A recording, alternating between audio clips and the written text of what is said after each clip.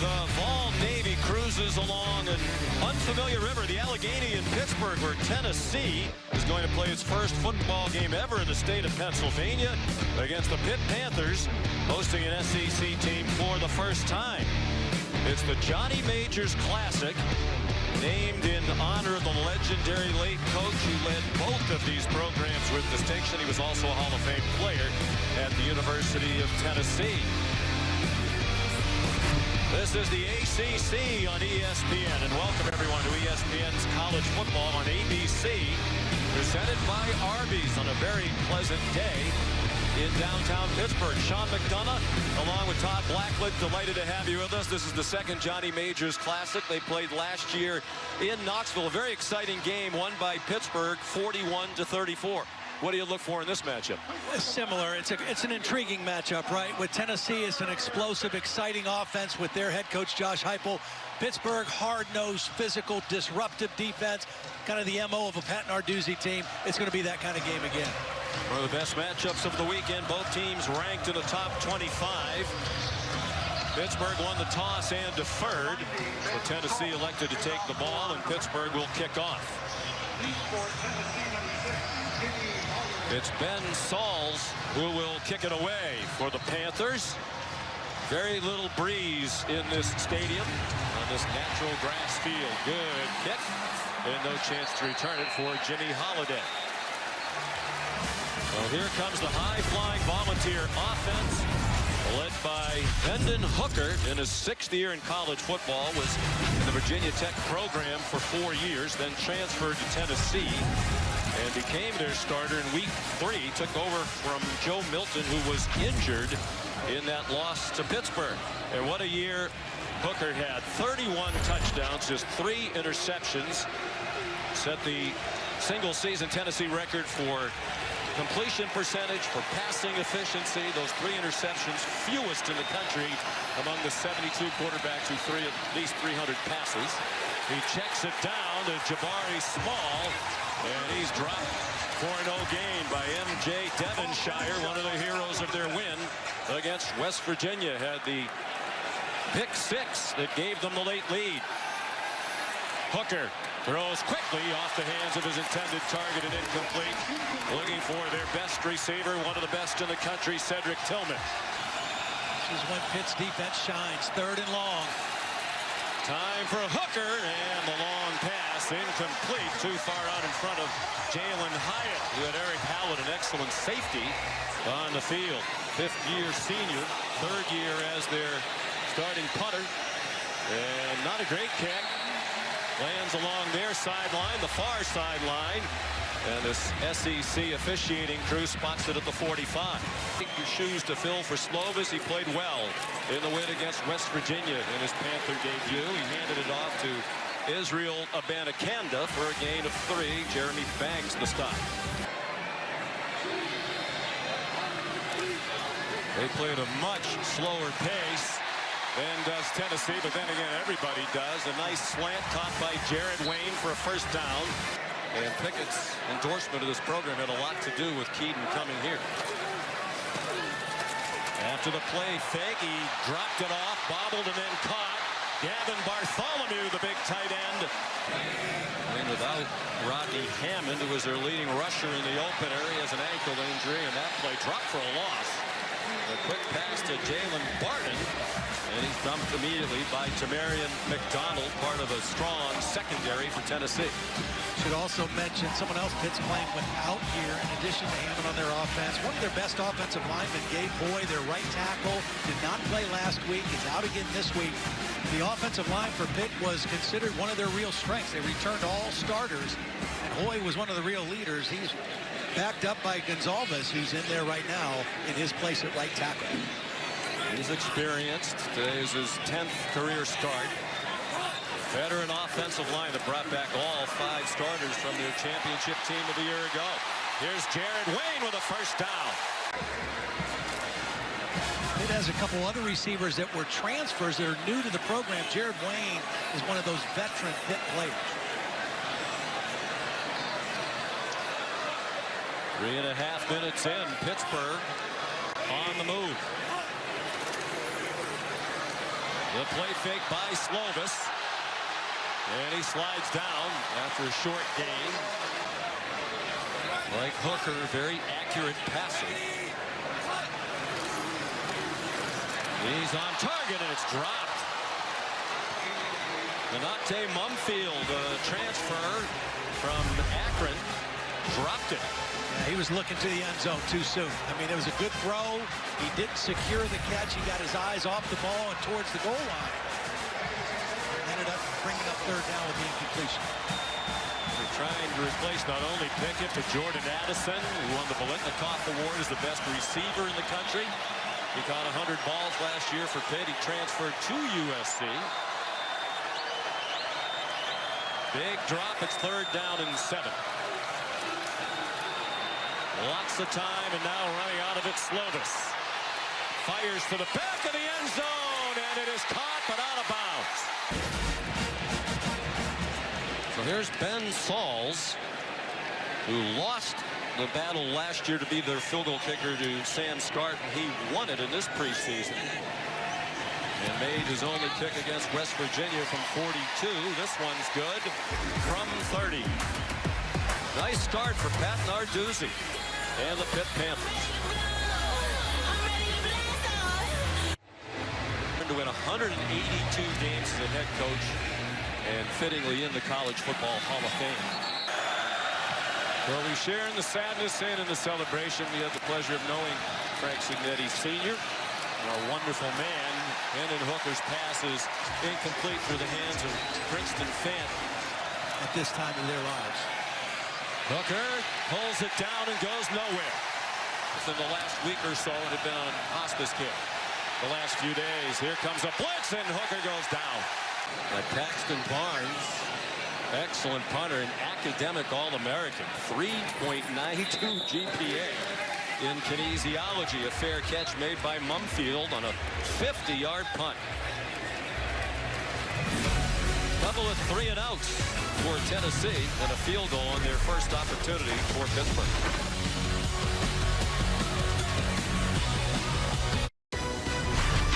College football on ABC is presented by Arby's. Arby's, we have the meats.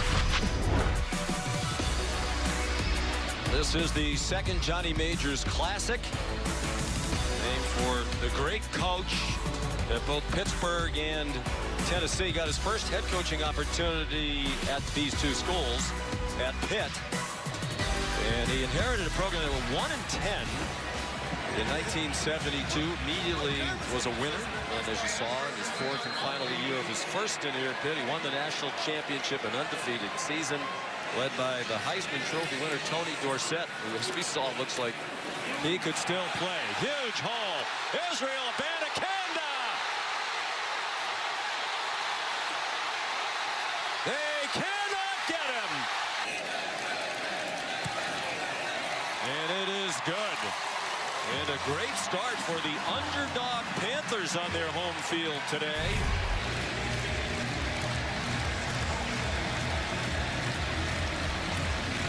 Again, 2 quick 3 and outs by the Tennessee offense. And their defense gets gashed on that play. And Sauls with the touchback. So here's the third possession for Tennessee, still looking for its first down. They can score in a hurry, nearly 40 points per game last year under Josh Heupel. We mentioned Pittsburgh, the underdog. You know, Pat Narduzzi, a proud son of Youngstown, Ohio, kind of lives life with a chip on his shoulder. Fun guy to be around.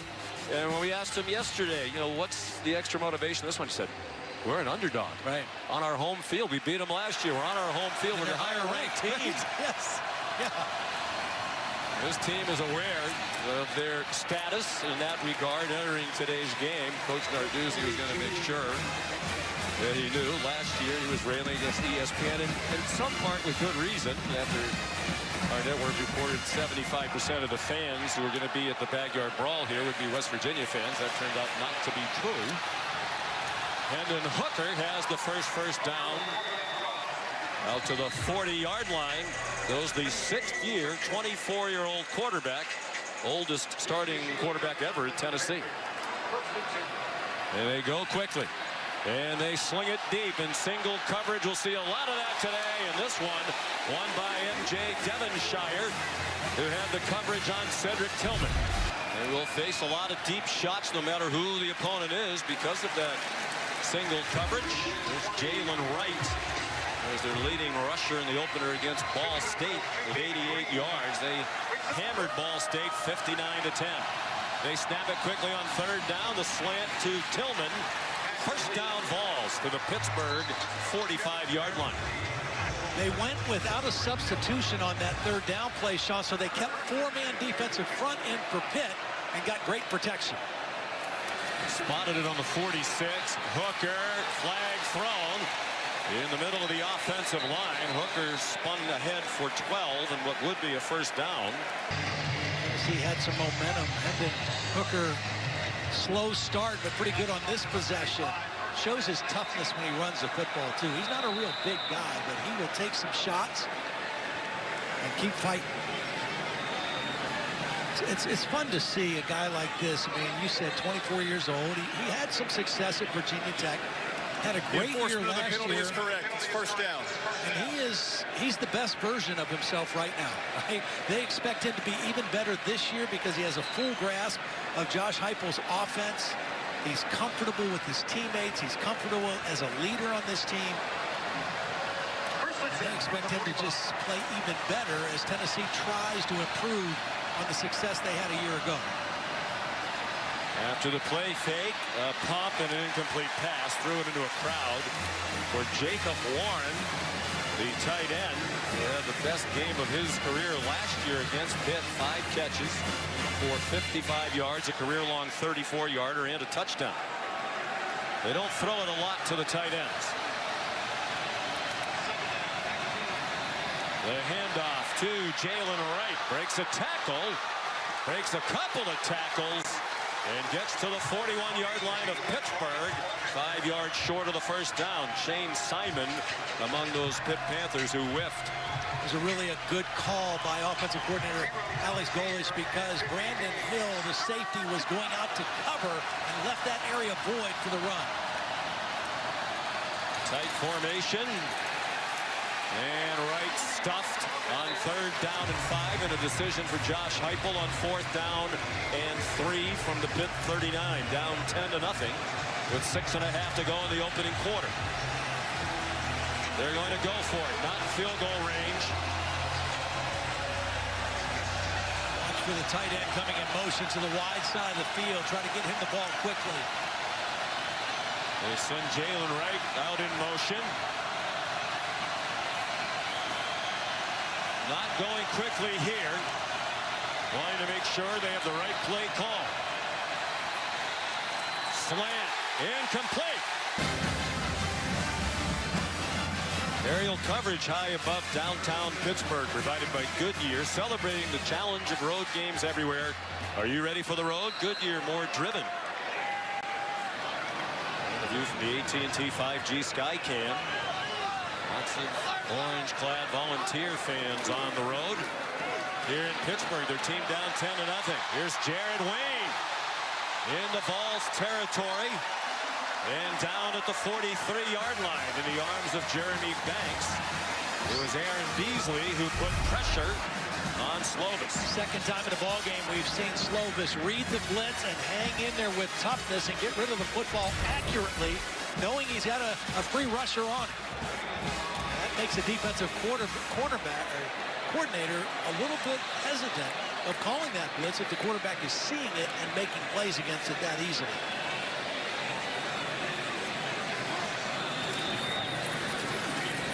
The pass batted down, and it is caught. Preseason all Southeastern Conference. Good fake again by Slovis, looking for Mumfield in single coverage, and a flag is thrown. A little different start today against a much different opponent. Indeed. Slovis throws it away.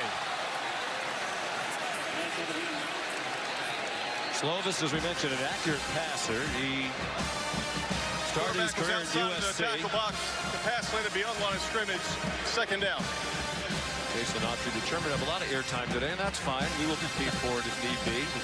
At USC, in his 26 career starts, he completed 68% of his passes. And 72% his freshman year, which is, you know, almost unheard of to be that accurate, that efficient in your first year of playing college football. There's Kurt Warner, a great quarterback, was his high school football coach in Arizona. Another batted ball, and it flutters incomplete. There's a flag down in the secondary against a Tennessee team that was the best in the country in the first quarter last year. In total points per first quarter and in first quarter point differential. Slovis, end zone, intercepted. Trayvon Flowers, after it went off the hands of Bub Means, there is a flag down at the 13-yard line along the near numbers.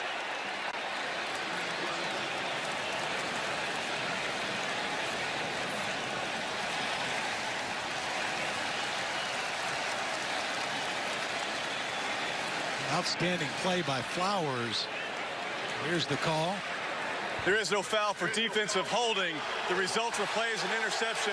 First down for Tennessee at the 20-yard line. And a good job by Aaron Beasley, kind of pulling back on that hit on the quarterback. Watch number 24 just kind of pull back a little bit, led with the shoulder. And then Flowers showing his athleticism in the back of the end zone off the tip pass. Slovis, put that where you want. You give your receiver a chance. Usually if you throw it high in the back of the end zone, it's either going to be your guy catches it or nobody does. That time the ball was tipped up in the air. Trayvon Flowers comes down with the interception. His first of this season, his fourth career interception for the senior from Atlanta. Veteran starter in their secondary. It's his 27th career start. He and Jalen McCall, a long-time excellent duo. Although for all their talents, it's a Tennessee defense that was 99th in the country in total defense last year. They're going to take the next step beyond a 7-win season of a year ago, and Josh Heupel's first. They need to get better on defense. You know, one thing they did really well, they set a school record for tackles for loss, so they were disruptive, but they were terrible on third down. One of the worst in the country. They couldn't get off the field, so they had to run too many plays defensively. That's really where they've got to improve this year, and that was a good third down stop. Hooker to Jalen Hyatt for 6 on first down. Now Jalen Wright doing all he can for a hard-earned yard. Devin Danielson the stop for Pitt.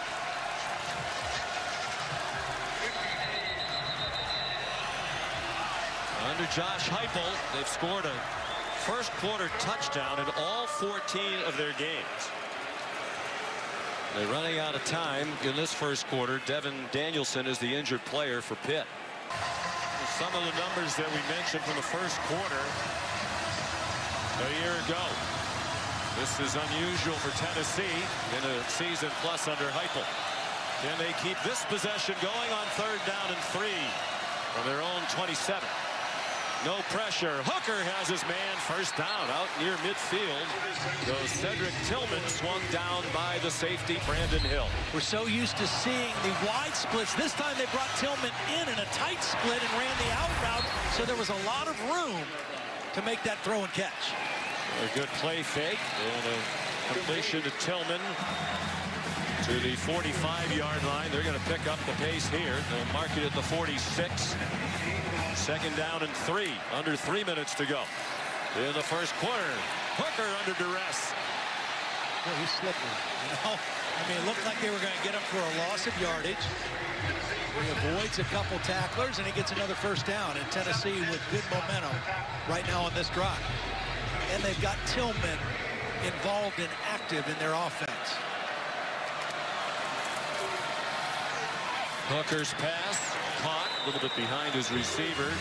Brew McCoy, the transfer from USC, they made a catch for about 7 more.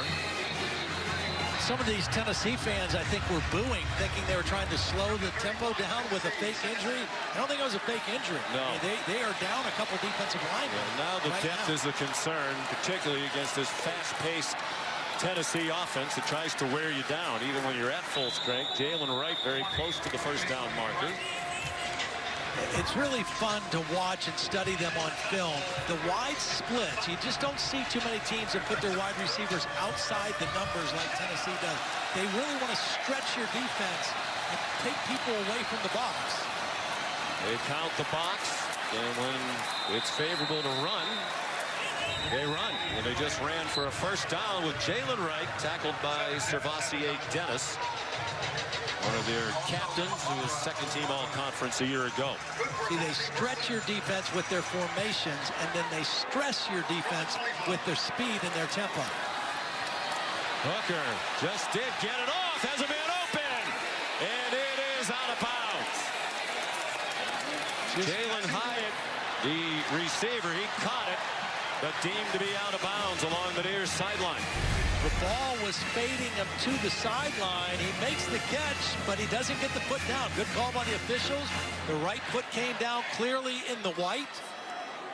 And it's just because the ball faded him too far outside. He had separation. As a progressive pylon cam, we take the last look at it. There's the right foot out of bounds. And a near miss for Hendon Hooker. Well, it's 2nd and 10.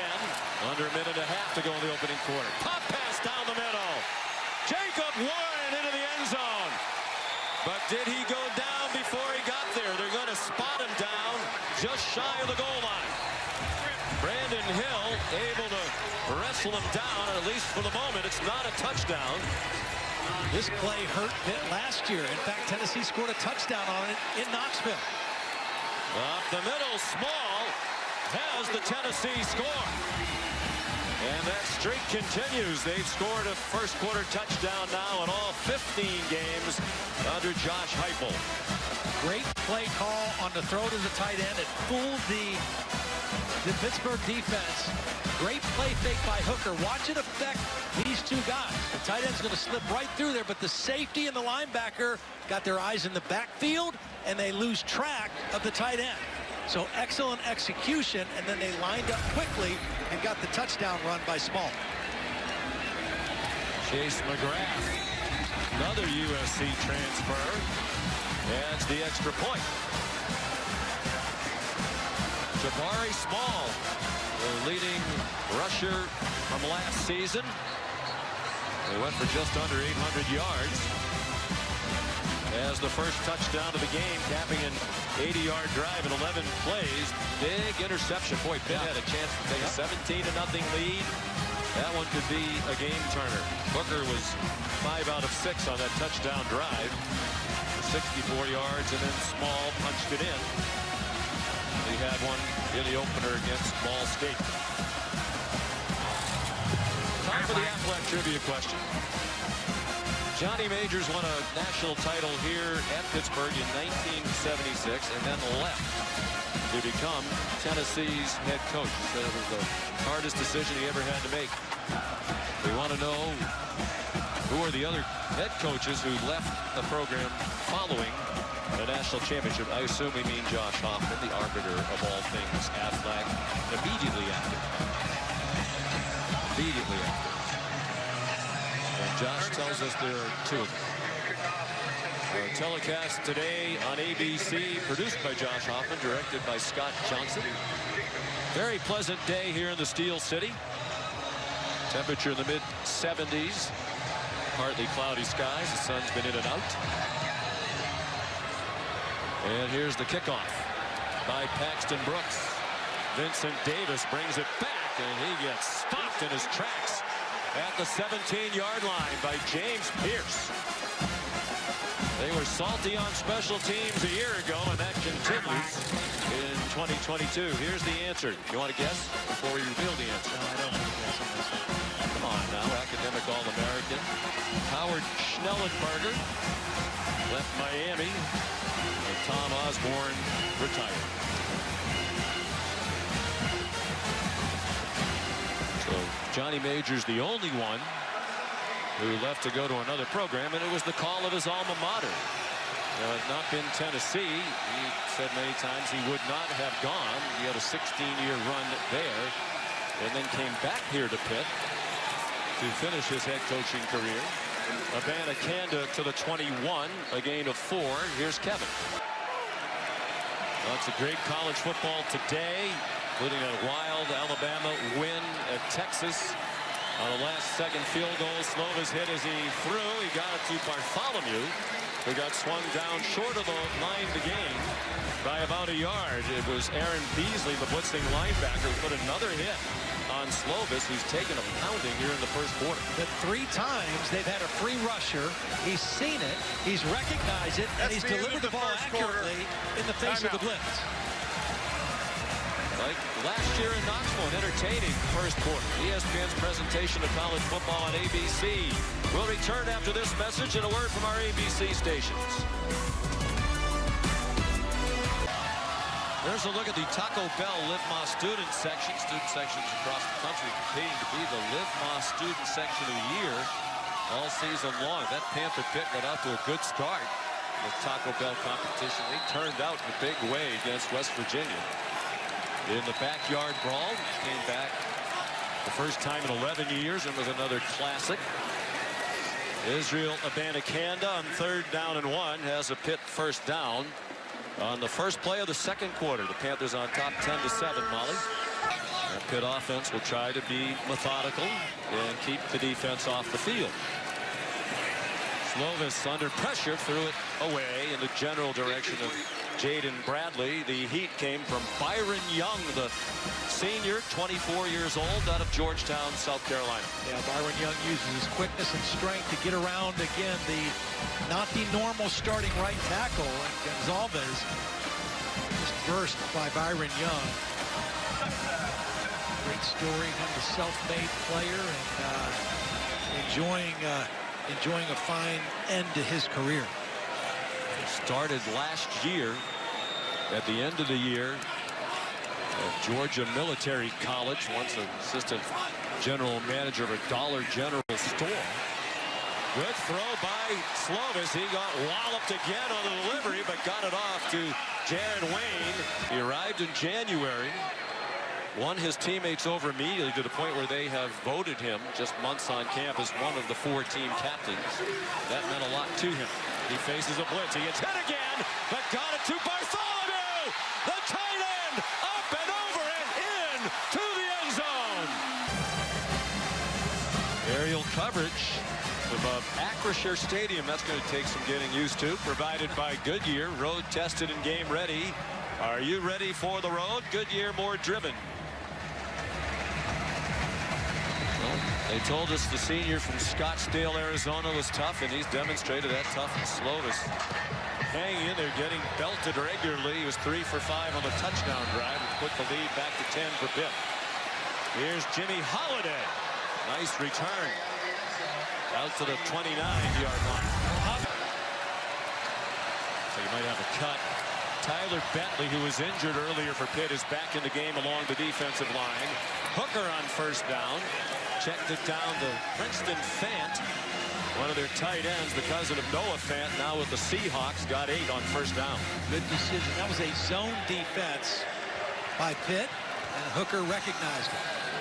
2 receivers wide each side, another missed tackle, and a first down for the ball. Cedric Tillman. They'll mark him out at the 44-yard line. Tennessee likes to do that a lot. With those wide splits, if you just put 2 defenders out there, they're going to throw quick screens. And if you miss a tackle and you have 1 blocker, it can turn into a big play. Design roll. Hooker was missed and did well to get back to the line of scrimmage. Solomon DeShields, a backup linebacker, had a chance to get him and did, but Tyler Wilkes did. I think he was going to throw this a throw back, but the pressure was there so quickly that he had to try to run it and gain something. Ended up losing the yard. On second down, looked like a design quarterback draw. And Hooker's just shy of midfield. He rushed for 49 yards last year against Pittsburgh on 9 carries. Third down and 5 for Josh Heupel in Tennessee. He's involved in the play calling, but Alex Golesh, the offensive coordinator, calls the bulk of the plays. And this is a big one.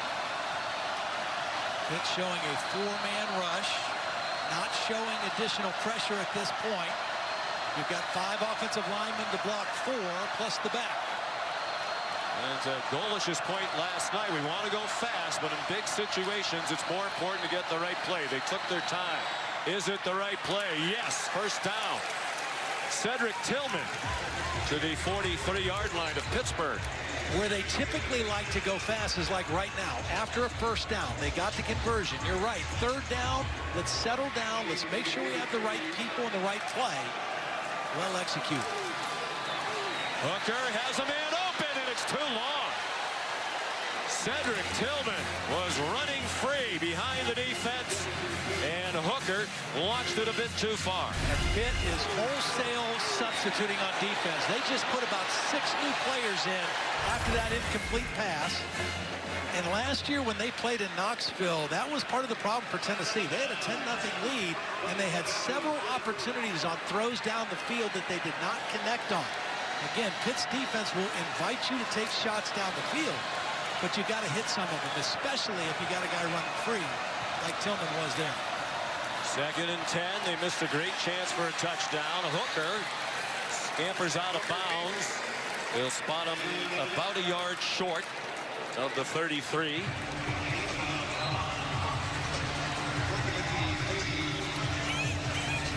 I think Tennessee right now, it's 3rd and short. They run for the first down. They get the first down. I wouldn't be surprised to see him take another shot at the end zone right away. They'll do it very quickly. There's Jabari Small. 5'11", 213 pounds.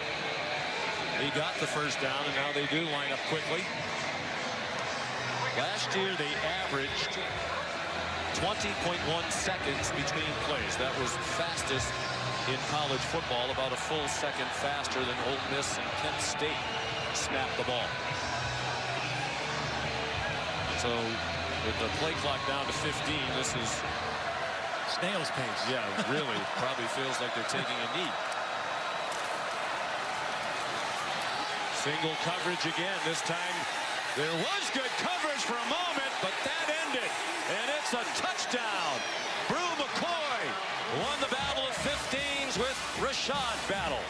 It looked like McCoy was going to be out of bounds, but if he was forced out of bounds by the defender, he can come back in, reestablish, and make the catch. If he goes out on his own, he can't make that catch, but he was forced out by the defender, Rashad Battle.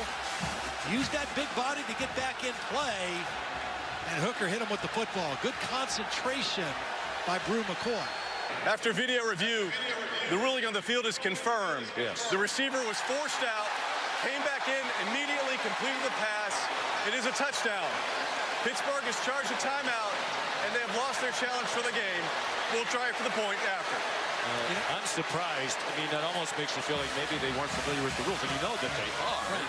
Because Pat Narduzzi kept looking up at the big screens here at Acrisure Stadium. He saw the play clear as a bell, but he had nobody to explain it to him as clearly as you did and Matt did. That could be big later on. So Tennessee an extra point away from a 3-point game. And McGrath, yeah, it's the extra point. Brew McCoy, transfer from USC. Stop us if you've heard that before. Has a touchdown. His first as a Tennessee ball. Recruited by my dad to go to Kent, but he played at Temple. Dean played at Pitt. They were both offensive linemen. And then later, Dean played for the Steelers. And my dad, Ron Blackledge, was his coach for Pittsburgh Steelers. That's a nice story. I tried to take the pizza away from I'm going to eat it. Just sit it over by me. He said no, he wants to have it in his position while he's spotting the game here. It's worth eating. It's delicious. We should go there tonight. Now you have a fancy new sponsor. I'm sure you get a lot of money for these segments, so it'll be your treat. Wonderful spot. It's one of Pat Narduzzi's favorites. Yeah, he was the guy that recommended it 2 years ago when we went the first time. I believe I paid. As a matter of fact, I know I did because it's a weekly tradition. So we just like tasting the town. On first down, Vincent Davis ahead to the 28-yard line. Veteran backup running back, senior out of Fort Lauderdale, Florida. Interesting transition for Pat Narduzzi on offense. They were high scoring last year under Mark Whipple. He left to become the offensive coordinator at Nebraska. And I think without Kenny Pickett, they want to be a much more balanced team, run versus pass. They appreciate what Whipple did here. Well, you want to play to your strengths. Now, they feel like their strength was their offensive line. And even though they're playing this game, as we see a hard run there by Vincent Davis. Mr. Blackledge, even with that full stomach. Slovis over the middle, deflected and caught. Kick off your week 1 coverage Sunday at 10 a.m. with countdown. Israel Abanikanda, the ball carrier for Pitt. 8 minutes to go, first half here, 17-14. Panthers have the lead for Pat Narduzzi. 101 yards rushing now for Pitt here in the first half. So a much better effort than a week ago. Much better effort than they were able to run the football last year against this Tennessee defense in Knoxville, which was a big passing day for Kenny Pickett. 285 yards through the air, but better balance so far in the first half offensively for Pitt. Just shy of midfield, midway through the second quarter. Slovis got it off, showed his arm strength there, and it's broken up on a nice defensive play. The intended receiver was Bub Means, and it was Kamal Haddon, who spent a brief moment in time at Auburn into Tennessee as a transfer. Good play. Yeah, good play. It was a good throw. The blitz was picked up really well by Abanikanda, and so Slovis had a clean pocket. Just a better play defensively. Haven't had many third downs. They've converted 1 out of 3.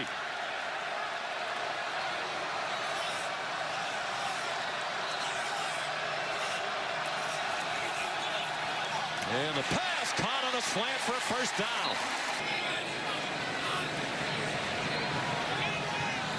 Those 2 catches of the season for Barden in this first half.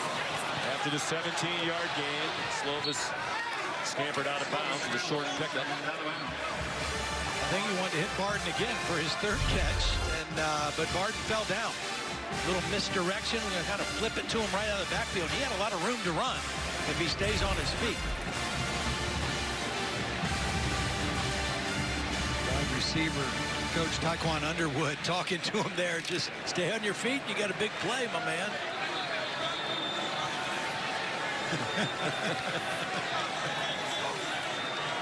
Looks like he tripped over Abanikanda, who's going in the opposite direction.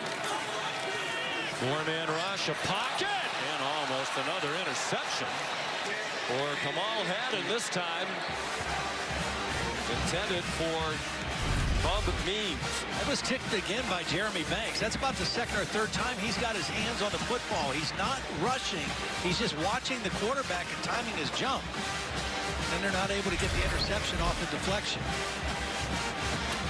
The Pitt has had 2 completions on Tennessee deflections. Maybe they put that in the playbook now. The old ricochet. They're on the fringe of field goal range.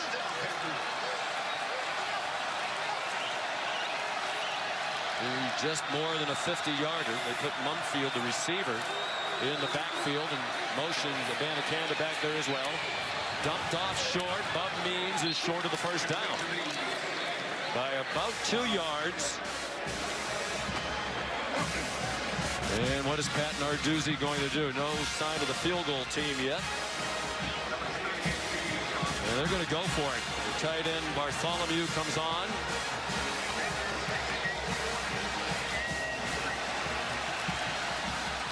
Got to be a quick throw, and that big target Bartholomew, a guy you want to think about here, maybe a little too far to run the football. Here's Bartholomew right here on the end of the line to the wide side of the field, number 86. Play clock at 3 as they snap it. He gets buried from behind. Wesley Walker came on a blitz, and Tennessee takes it over on downs. He missed the tight end. Bartholomew was open versus the blitz. Here he is. He's just going to go and sit down. The blitz is coming from the outside, and Slovis, for the first time today, doesn't see it. There's his tight end wide open. It would have been an easy conversion on 4th down. His eyes were in the wrong place, and Tennessee, for the first time in the ball game, got home with the pressure. Oh, a sack, a 7-yard loss for Pittsburgh. And another beating delivered to Keaton Slovis. And he's not going to get through the year, Todd, if he continues to take hits like this. And now down by 3. Here come the balls. Jabari Small sliced his way to the 38 for a gain of 4. Tennessee, a lot of time here before halftime. All 3 of their timeouts remaining. Here comes pressure from Pitt. They don't get there. Flag down. Single coverage beaten again. All the way to the goal line goes Tillman. No signal yet. Touchdown. He beat M.J. Devonshire. But there is a flag down. Back near the line of scrimmage. I'm wondering if they got the center, Cooper Mays, number 63.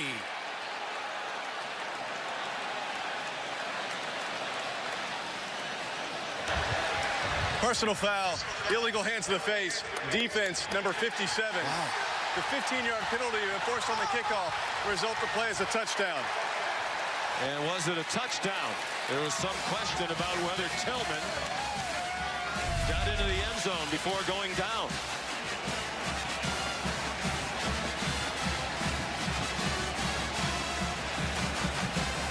Progressive pylon cam will give us another good view. He's okay. Well, is that his forearm or his elbow down before the ball crosses the plane? Potentially. That's the question. Right about here, Matt Austin, is he down? Matt, what say you? I think he is down. It was hard to tell at first. Is under video review. It was hard to tell at first because the wrist is part of the hand, but I do think the elbow or the whole forearm and the elbow got to the ground just before the ball broke. And the ball, just the front part of the ball has to cross the plane, right? It doesn't have to all the way go in the end zone, but I think you're right. I think that forearm was down before any part of the ball crossed the plane to the goal line. I agree.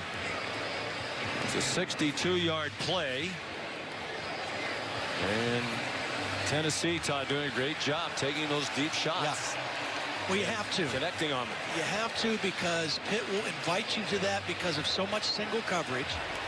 And you just have to win some plays. You have to win some one-on-ones. And that's what Josh Heupel, Alex Golesh told us when we met with him yesterday. Officially a 61-yard play now that it's not a touchdown. Tillman really emerged last year. He's a 5th-year senior. Jabari Small, the running back, and the touchdown scorer. And Tennessee leads for the first time today.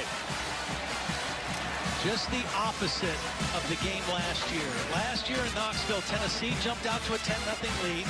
Pitt battled back, took the lead in the second quarter, and went into halftime with the lead and never trailed again.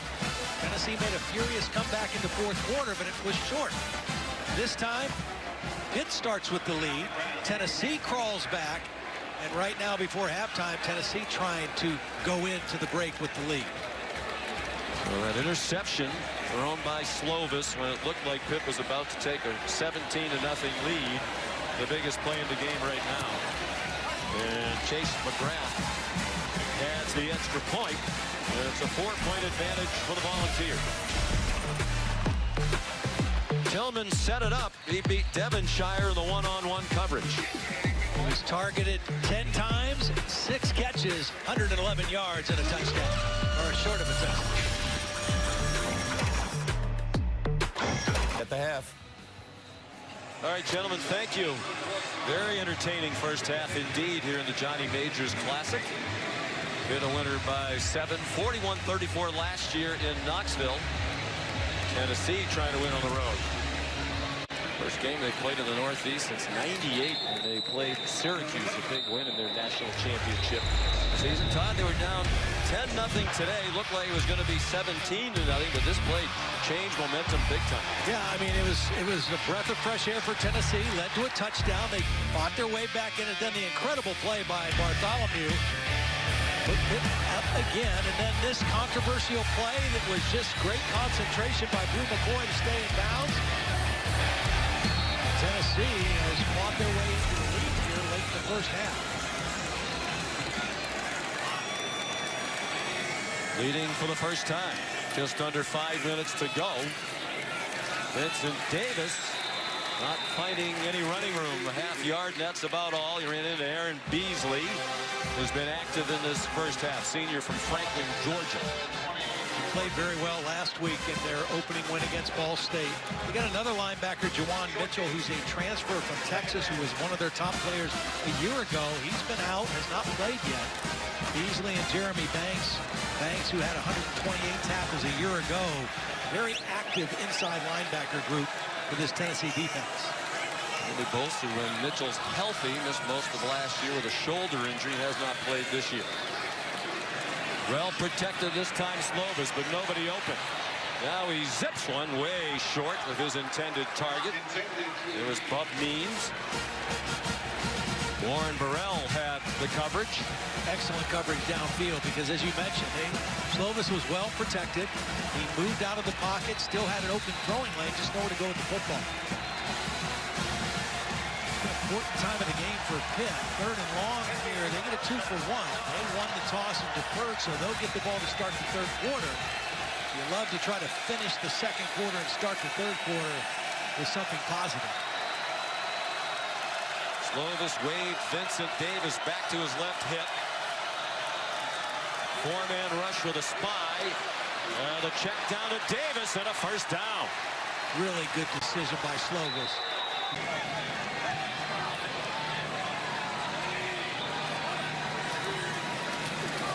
And Davis nowhere to go. Stuff for no gain again. Roman Harrison, backup defensive end, plays the Leo position. Another senior on this defense out of Bainbridge, Georgia. Well, you said it earlier. For Tennessee to take the next step in their development under Josh Heupel, it's got to be starts with their defense. In the league that they play in, you can't just hope to outscore everybody. You got to play good defense too. You got to stop the run. Tennessee's defense trying to catch up to that offense a little bit more in year 2 of this coaching staff. Play clock running out. They snapped it with 1. We're under 3 minutes to go in the half. Slovis still up somehow and got it off. Roman Harrison again putting the pressure on Slovis. And again, good downfield coverage because initially the pocket's there. Slovis leaves and somehow gets rid of the football before getting sacked.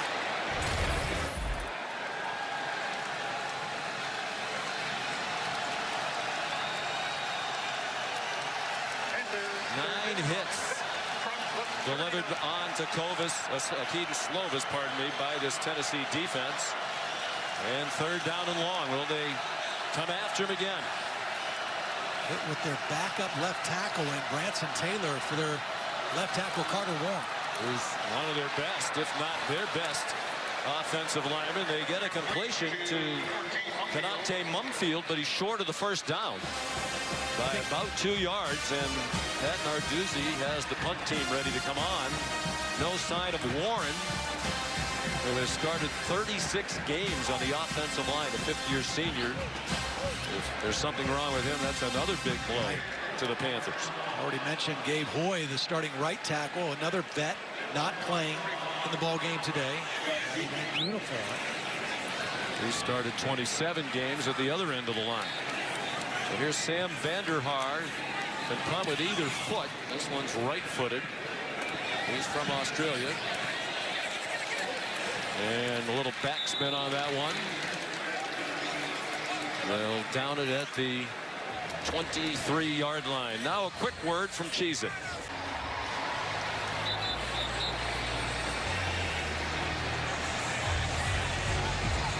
Well, with 1:50 to go and all 3 timeouts, they don't need a lot of time.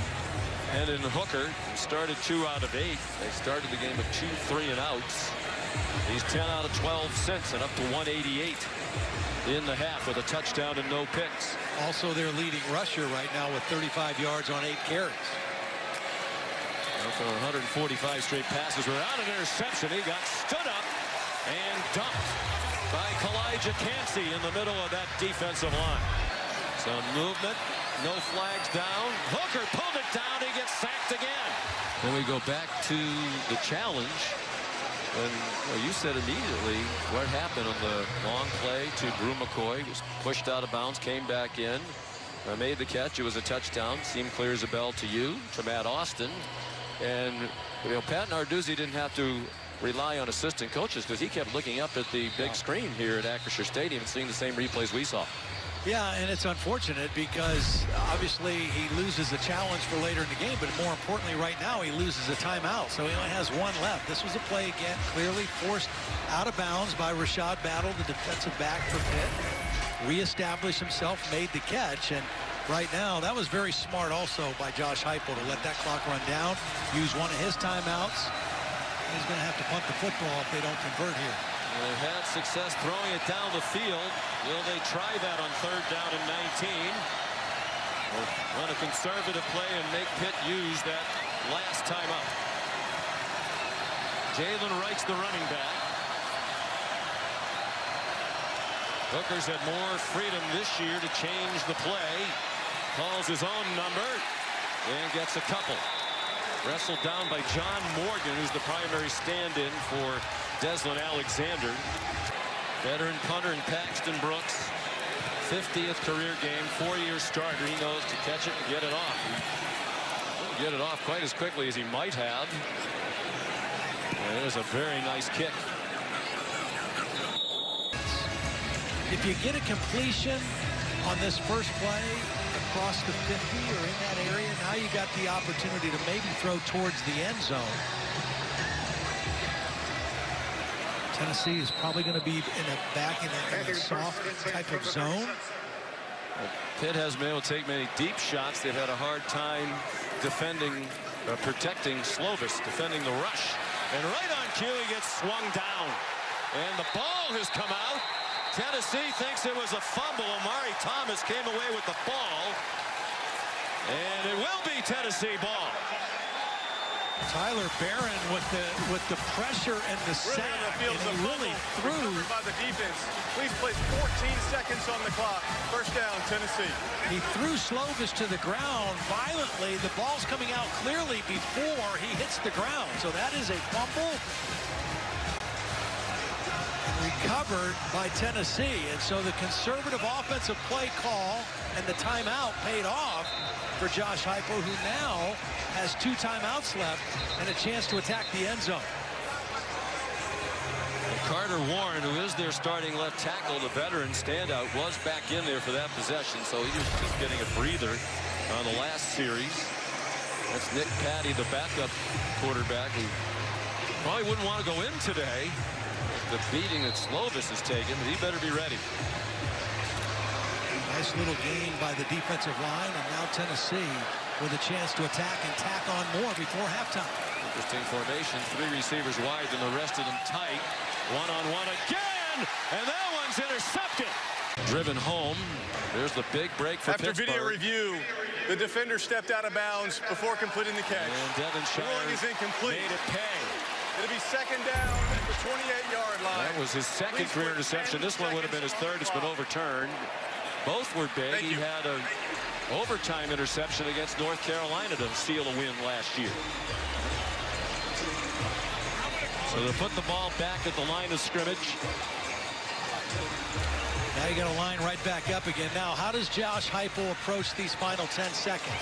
Does he look for a quick completion to play for a field goal and a 24-17 lead? I think with the way they're getting one-on-ones and jump balls, if you got to play, you think you can do that again. And look at Pittsburgh now backing off. With 3 defenders deep, they're not going to allow that, so they run it up the middle. Jalen Wright short of the first down. It will be a field goal situation now. Tennessee has called their second timeout of the half. Please reset the game clock to 5 seconds. This is a 30-second timeout. Well, do you get greedy here, or do you kick the field goal? Kick the field goal. You know, your defense is playing well. They're putting pressure on the quarterback. They're getting hits on the quarterback. They've held their own okay on the run game. And it's the kind of game you expected it was going to be. You expect a 4-quarter game. here in Pittsburgh against a good opponent. Take the lead, go into halftime with a touchdown lead if you get a conversion here on the field goal. Well, they have a good kicker in McGrath. There's the starting kicker at USC, and the Trojans will be on Saturday Night Football on ABC tonight, presented by Capital One against Stanford, 7:30.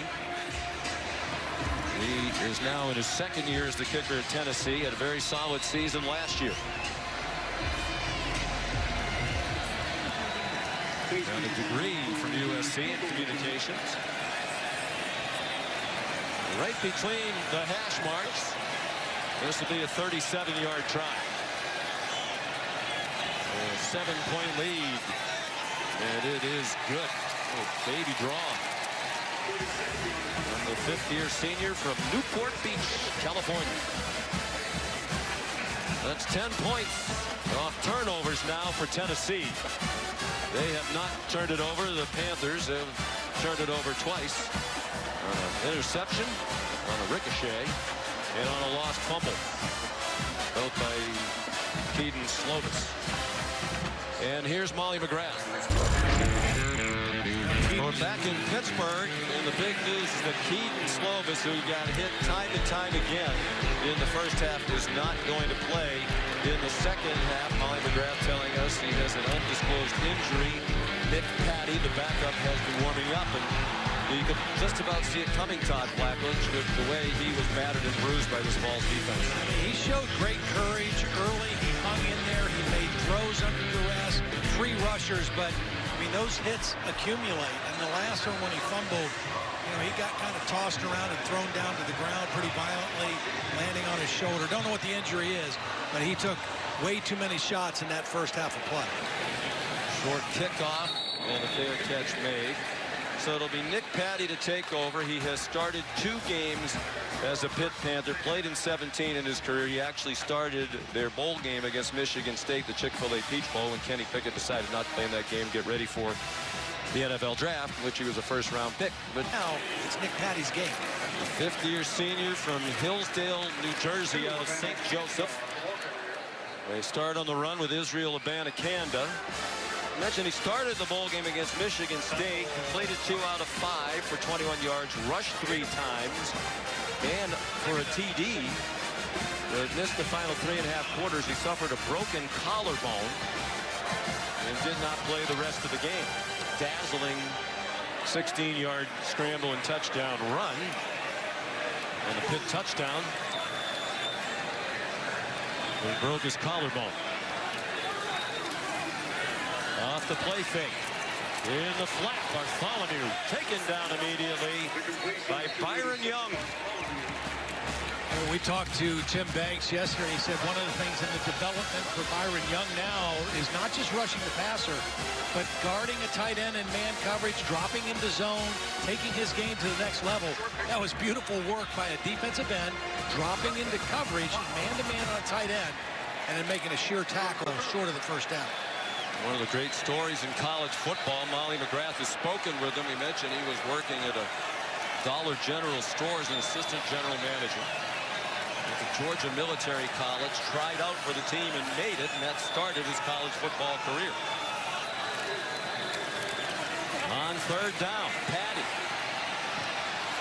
And a flag thrown late along the far numbers at the 36-yard line. And Patty treated just as Slovis was by these Vols, banged around by Aaron Beasley and Byron Young.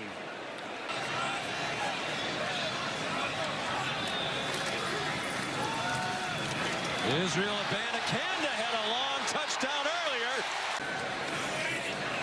The defensive holding penalty huge. Now Pitt trying to take advantage. Whistle stopped the play. Game. Offense number 12. 5-yard penalty, remains first down. Patty was the top recruit, rated one of the top 20 pro-style quarterbacks in the country coming out of high school in New Jersey. Redshirted here in 2018, served as the top backup the last couple of years behind Kenny Pickett. Right now, you want to try to lean on your offensive line in the running game. and protect your quarterback with max protection on play action to take some shots down the field. On the delay, Abanikanda stopped for no gain by Big O, Omari Thomas.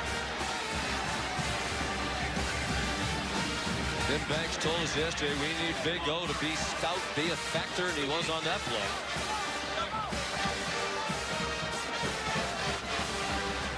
High school teammate of Jamari Small, the fine Tennessee running back. And Briarcrest in Tennessee. Nick Patty here, you're just thinking about getting some of that yardage back. Give yourself a reasonable chance on 3rd down, 2nd down and 15 here. You don't have to get it all with one play. He fires good. Throw short of a 1st down. They are in field goal range. They have a new kicker this year. Well, they have confidence in him. He was a highly recruited kicker out of high school. Patty throws it away. Dominic Bailey, the latest to bring pressure. He's a backup defensive end. Ruling against the quarterback was outside the pocket.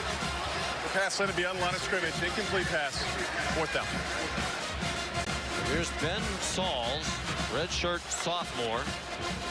Highly recruited kicker, ranked in the top 20 by the kicking services, coming out of high school in Tip City, Ohio, but lost the battle last year to Sam Scarton. It was a walk-on. Scarton made 17 out of 21 last year. But they had a battle again in the offseason. Sauls won it this time. He's 2 for 2 this year. 1 for 1 today. That one is nowhere near the uprights.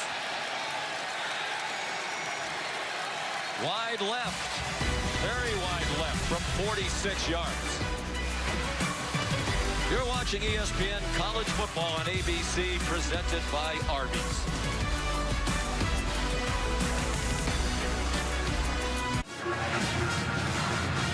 Those one-on-one matchups, he stressed that, and he said this game is going to come down to that pitch and catch all night. It's going to come down to our wide receivers at the end of this game.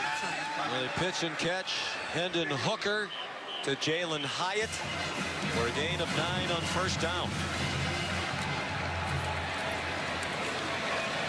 Pendo Cinco out wide again. Late flag thrown. If the play stands, it's a 1st down for Jalen Hyatt. Pass was caught behind the line of scrimmage. Therefore, there is no pass interference. Result of the play is a 1st down. Tennessee will keep challenging you with these wide, quick throws to the wideouts against man coverage. You got a single blocker out there, and if you break a tackle, this short throw can turn into something big, and then you can set up something else. Hooker's taken down. The previous 3 seasons, Pitt with more sacks than any team in the country. A flag down, another flag, 4 flags down. As Pitt fans trying to get back into it. They had a 10-0 lead. Twice led by 10 in the 1st half. Tennessee took the lead late in the half and still has it. Hooker got hit hard. His pass errant. 3 receivers to the short side, to Hooker's right in a bunch. And they throw it in that direction. Nobody blocking. It didn't matter. It was thrown behind the line of scrimmage to Cedric Tillman. Got some good yardage, but way short of the line to make, which is the 48-yard line of Pitt. So Paxton Brooks will come on to punt for Tennessee.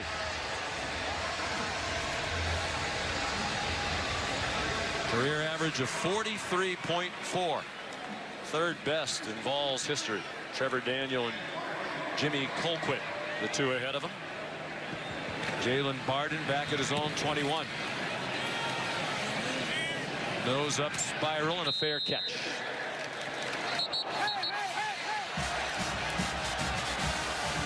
A little contact at the end of the play, and now some woofing as well. The officials step in.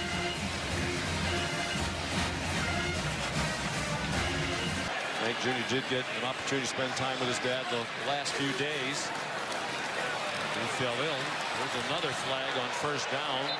Israel Abanikanda scampered for about 7. In addition to being one of the all-time great coaches, Patty threw it out wide to Mumfield. And you mentioned it earlier. Frank Jr. came back to Pittsburgh.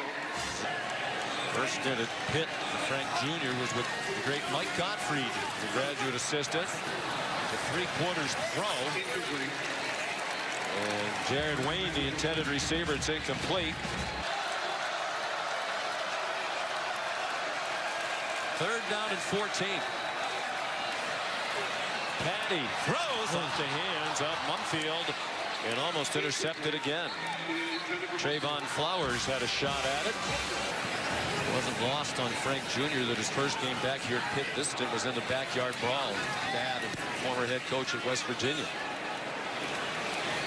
Vanderhaar punt, no fair catch. Trayvon Flowers into Pitt territory and got stacked up at the 48-yard line.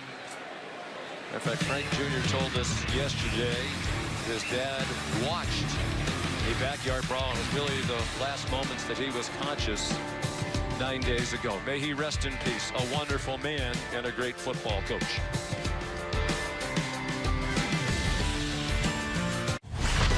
College football presented by Arby's on ABC is brought to you by Duluth Trading Company. Clothing and gear designed and tested to do. And Popeyes. Well, earlier today, a bust of Johnny Majors unveiled. His Heisman Trophy winning running back Tony Dorsett among the many former Johnny Majors players here in Pittsburgh today. This is the Johnny Majors Classic, Tennessee and Pitt, for the second year in a row. Pitt won in Knoxville last year by a touchdown. It's Tennessee with a one-touchdown lead midway through the third quarter here in Pittsburgh. Hendon Hooker, another one-on-one shot, another open receiver, incomplete. Cedric Tillman ran by A.J. Woods this time, but they couldn't complete it. And he got the separation right there. He's got the space. It's a well-thrown ball. He just isn't able to make the catch. I don't think A.J. Woods got a hand on the football, but maybe just the hands around the face and the body enough to distract Tillman from pulling the football in. They connected. There's a whistle here and a flag. They connected for 10 touchdown passes last year. False start. Offense. Number 15 never came set. 5-yard penalty. Second down. Remember, last year in this ball game, he only had one catch for 20 yards. He's been targeted 14 times today by Hendon Hooker. 7 catches, 126 yards, and he almost had another one right there. He's had a very interesting career, Cedric Tillman. First 3 years in Knoxville, he had a total of 8 catches. And then last year with the new offense, if Coach Heupel believed in him, 64 catches. They tried the pop pass over the middle to Jacob Warren again. Worked in the first half, not that time. Another third down and long. Tillman's dad, Cedric, played in the NFL for the Broncos and is a big influence on his son. What a season he had a year ago. You're Hendon Hooker right now. You just can't make a mistake. You're backed up behind the chains. Your defense is playing well. Don't do something careless with the football here trying to be a hero. They screen it out to Jalen Hyatt, and he's dumped after a gain of 1 or 2 by Bengali Kamara. You know, Josh Heupel and his teams are probably not used to playing a field position game, but look, you got to do what you got to do to win, right? They got a chance to really flip the field, pin Pittsburgh back with their backup quarterback, who hasn't really gotten into a groove yet in Nick Patty. Sometimes you got to play that game. Right now, your defense is playing well. Hope your special teams can come up with a nice punt situation here and make Pitt go the long field. 5th punt for Brooks, and it's blocked. Blocked by Pittsburgh. And scooped up and out of bounds on the first Pitt possession of the game. Here's Abanikanda spinning but going nowhere. Sent back by Aaron Beasley. Pittsburgh trying to go with a bigger formation, have an extra offensive lineman in there, number 61, Ryan Jacoby. He's coming out on this play, but first down he was out there. We saw a lot of that heavy formation a week ago against West Virginia, not as much in the ball game tonight. Does it seem to you that Paxton Barnes Brooks rather is a little slow getting the punts off? We were surprised when all he was trying to do was get it off at the end of the half that he took as long as he did. Nick Patty play fake slant incomplete, intended for Jared Wayne. It'll be 3rd down and 9.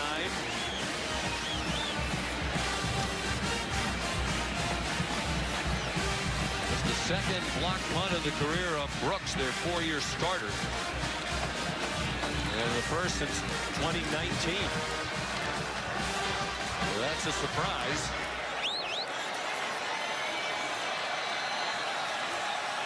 Can Pittsburgh capitalize? They were down deep earlier in this quarter and missed a 46-yard field goal. Nick Patty in relief of Keaton Slovis. Another deflected ball, and it sailed over the head of Trayvon Flowers. I think this just hit off a guy's shoulder. Omari Thomas, the big nose tackle, he didn't get a hand up. It went off either his shoulder or his head and went up. Again, Patty with kind of a low delivery, that sidearm delivery. That ball didn't even get over the head of the defensive lineman. So here's Sauls, 2 for 3 this year, his first as their field goal kicker. The miss was moments ago in this direction. From 46, this from 36. Patty's the holder, and he misses again. And you wonder if they'll go back to Scarton, who was their kicker all of last year, missed only 4 out of 21 all season. Momentum swings in football. Tennessee has a chance. They're going to pin Pittsburgh back, right? No, the block punt. Everything changes. Momentum on the side of Pittsburgh. 3 and out, and then another missed field goal. Tennessee's sudden change defense still in the lead. This is the ACC on ESPN as we welcome you back to ESPN College Football on ABC, presented by Arby's. Panthers, the ACC champions a year ago, hosting Tennessee out of the SEC. Hendon Hooker on target to the 30-yard line for a first down. Jalen Hyatt the catch. Marquez Williams the tackle for Pittsburgh.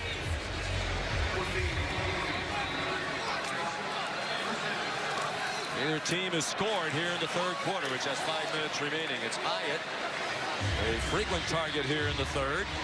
Run out of bounds after a pickup of 8 more. And the quick tempo really caught Pittsburgh out of position that time. There was a lot of room to run when Hyatt caught that football. We got 9. Now they hand it to Hyatt in trouble.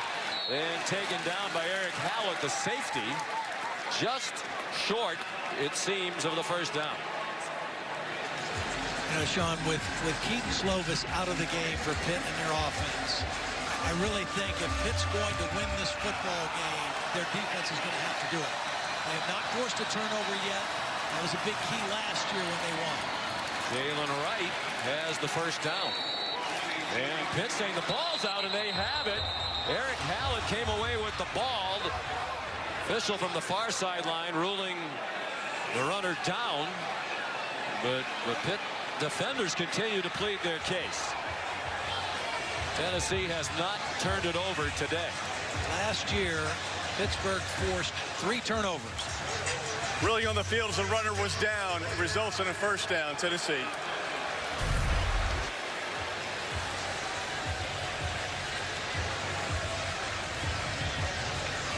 Hard to tell there what part of his body was down when the ball was ripped out. The ball, I'm surprised it's not at least a stoppage in Pat Narduzzi. The ruling of the runner being down prior to losing possession is under review. It has turned it over twice, leading to 10 Tennessee points. Gavin Bartholomew, Jared Wayne. Those are the 2 guys that need to step up and make some plays. Tight formation. Tennessee loaded up on it against the run. They stopped Abanikanda for a 3-yard gain. And it's pretty obvious, and you knew what happened. It's hard to replace Jordan Addison, the Biletnikoff Award winner who transferred from Pitt to USC. It looks like they're still searching to find some playmakers at the wide receiver position. Well, you know, outside of Jared Wayne, the other two guys that we've seen today are both transfers, so they're still kind of getting used to playing at Pitt, playing in this system. And it's going to take a little more growth in game situations. On second down, Abanikanda could not turn the corner. He's short of the first down. Stopped by Kamal Haddon.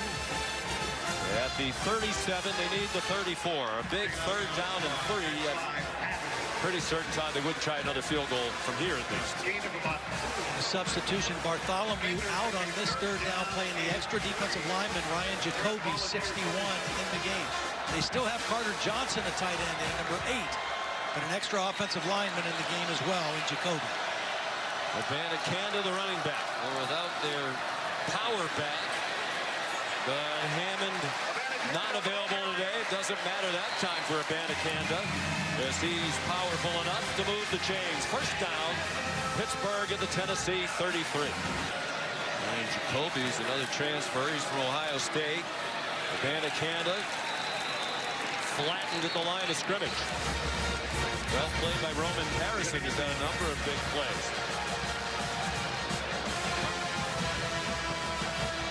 And we're approaching 2.5 to go in the third quarter.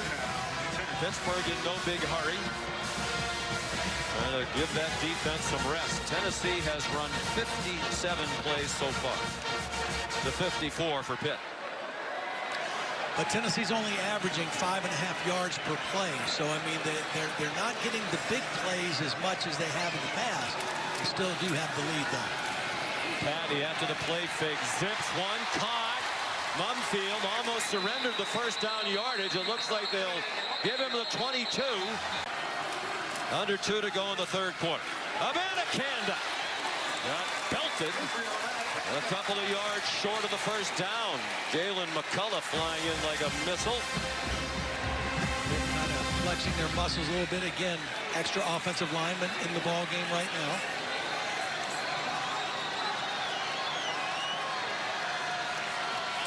Second and 2.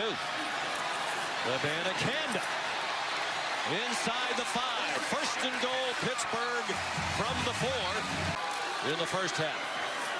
And he gets swung down for a loss by Byron Young. That could well be the last play of the third quarter. And the Pitt coaches are telling Patty not to snap it again. It was a scoreless third quarter.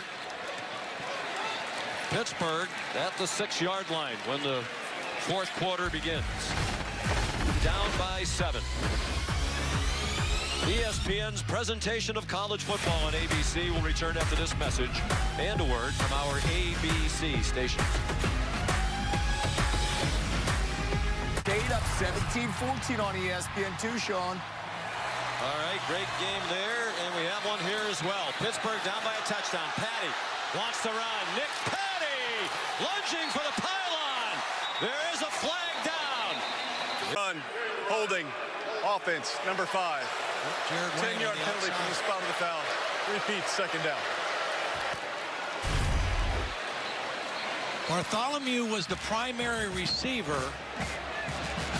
Jared Wayne's just out there blocking. He's not even looking for a throw. Wow.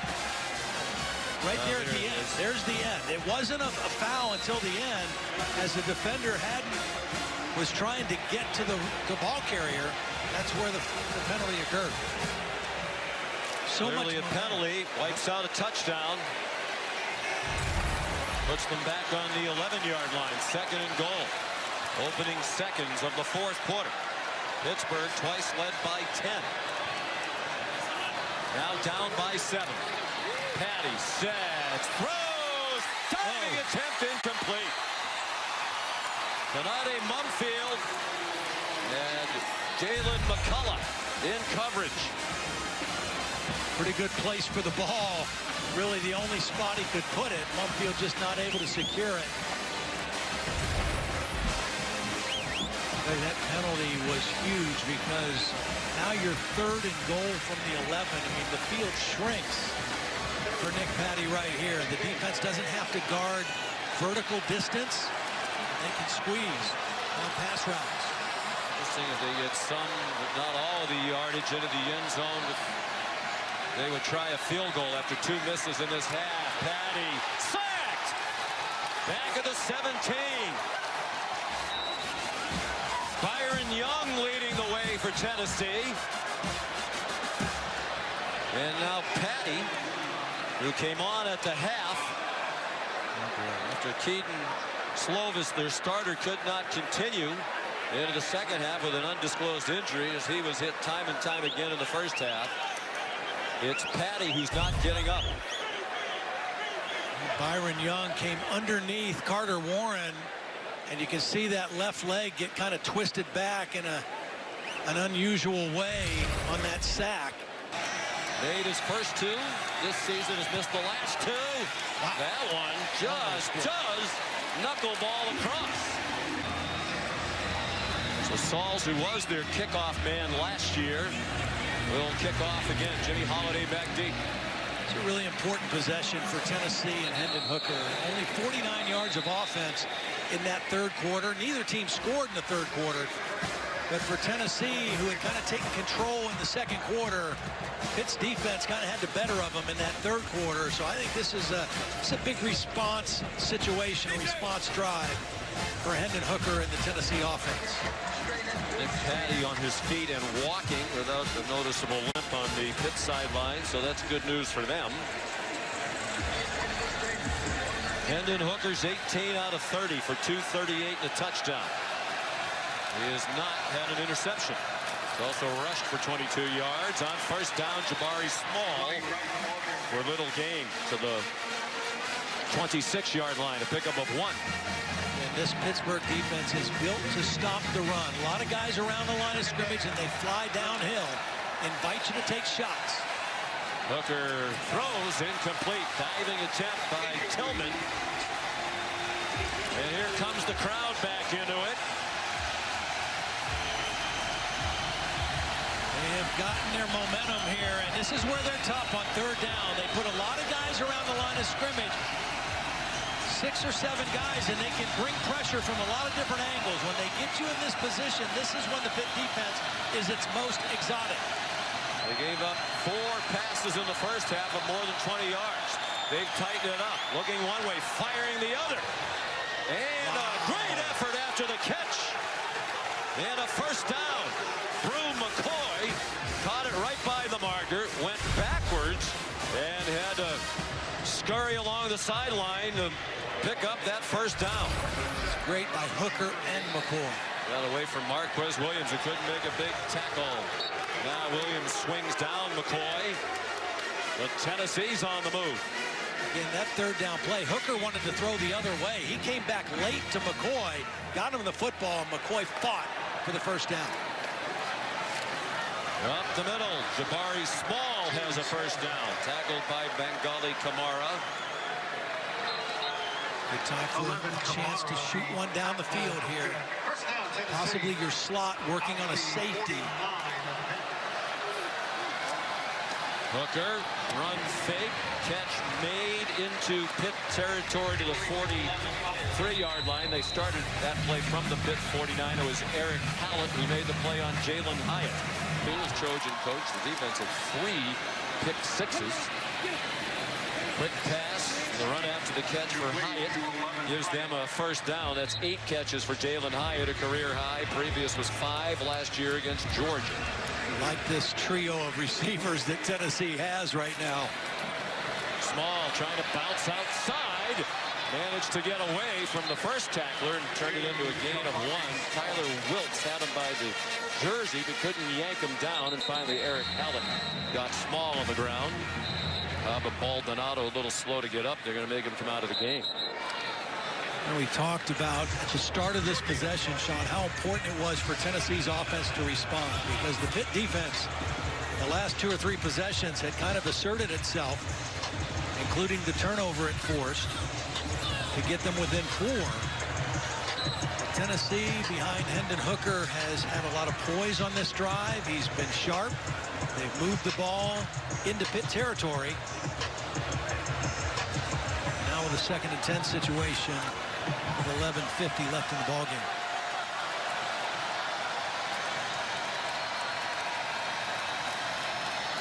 And then Hooker handed it off. Jabari Small, the ball carrier.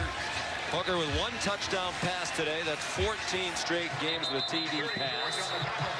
2nd longest such streak in Tennessee history. Heath Schuler threw a touchdown in 18 games in a row. Wiltz now limping off. So the total number of plays run is just about even. Randy Bates, the defensive coordinator, said we can't be on the field for 90 or 100 plays. They've been on the field for only 66. And Pittsburgh has run 61. It's about a 7-minute time of possession advantage for Pitt. 28 and change to 21 and change. And again, 3rd down, a critical situation. We're not seeing Tennessee going fast. They're all looking to the sideline. They want to get the right play called in this critical situation to see if they can convert. On the fringe of field goal range, Small stacked up. Perhaps a yard, and that's all. And now a decision for Josh Heupel to make. Solomon DeShields leading that defensive surge for the Panthers. And they're going to run another play. McGrath has a career long of 52. Their field goal kicker. No thought of that whatsoever. 4th down and 6. On 3rd down, I think they thought they'd fool Pitt with the run. Gotta believe Hendon Hooker's going to have to throw the football in this 4th down play. 2 receivers to either side. Small, the running back. Small stayed in the block. The pass for Tillman. Diving catch. And he made it with Devonshire draped all over him. In fact, it looked like when the ball was in the air, he might have been holding Tillman, who caught it nonetheless. 8 yards and a 1st down. From the 25. Up by 4. Hooker took it down. Throws into single coverage, out of bounds. Not catchable for Ramel Keaton. 3 receivers left. The rest of it a tight formation. Hooker after the play fake. The slant off the hands of Tillman. Flag down, and they stop the play for a procedure penalty. You've got the lead. Tough to get everything back with 3rd and 15. Now, if you get press coverage and you get single like you might have right here, you maybe take a shot. Pitt bringing pressure up the middle. Savassier Dennis, and they sack it. His career long, as we mentioned, is 52. That was at USC against BYU. His longest last year for Tennessee, his longest as a Vol, 48. And that was in the loss to Pitt. This would be 51 yards. Plenty of leg, and it is good. No doubter. Chase McGrath with Brooks, the punter, with the perfect hold. His longest field goal in 2 seasons as a Tennessee Vol, and a 7-point lead for Coach Heupel and the Vols. College football on ABC is presented by Arby's. Arby's, we have the meats. Hey, you wondered if App State used up all their magic last week in that heartbreaking loss at home to North Carolina. Completely different game today in College Station. Here's Israel Abanikanda, stopped at the 16-yard line. Well covered again by Tennessee. So solid on special teams. Here's Kevin Nagandi. So the Panthers start from their own 16. Tennessee leading 27-20. 8:52 to go. Nick Patty is the quarterback. He handed it off to Abanikanda, and they drop him for a 1-yard loss. You know, Sean, statistics are interesting because right now Pitt has more yards than Tennessee. But in critical areas of this ball game, they have not been very good. They only have 1 pass play of over 20 yards. That was the touchdown to Bartholomew. They have 4 of 12 on 3rd down, and 3 times they've been in the red zone, and they've come up empty. So they're gaining yards, but when it matters and when it counts, they've come up short. Well, a lot of that yards was on 2 plays. The 76-yard touchdown run by Israel Abanikanda, and the 57-yard touchdown by Bartholomew. 51 of that was run after the catch. They haven't shown the ability to throw the ball down the field at all. They're being very conservative here, deep in their own end with the backup quarterback in. Abanikanda knocked out of bounds near sideline. Here comes third down and about 7. They still haven't spotted the ball yet. I mean, there's a lot of time left in the football game. It's a one-score game, but it's hard to go the length of the field without chunk plays, without explosive plays. It's really hard to do that against a decent defense. And Tennessee has played well today on the defensive side of the ball. Will they come after Nick Patty? They do some twisting up front. The throw's way too high for Mumfield. With coverage provided by Kamal Haddon. Nick Patty now 4 for 11 passing for just 29 yards. After Slovis was 14 out of 24 for 195. A touchdown and an interception in the first half. And Nick Patty is 0 for 4 on third down. And the problem is his misses have not really been close misses. You know, I mean, he's been very errant on some of those throws and some of those misses. He's going to have to hit some at some point. They're going to have to throw the football to have a chance to win. Sam Vanderhaar. Right-footed punt. And it's muffed! Muffed! And still free! At the 39-yard line, Pittsburgh has it. And they've done very little with them. At the Tennessee 39, Abanikanda dumped at the line of scrimmage. And the crowd booing the play calling now. Aaron Beasley and Tyler Barron dumped Abanikanda. Tennessee right now, I mean, they are ganging up on the line of scrimmage. They're going to play man because they're not afraid of any of the receivers, and I don't think they believe the quarterback can beat them making tight throws against man coverage. They're going to give Nick Patty an opportunity against coverage to make some throws.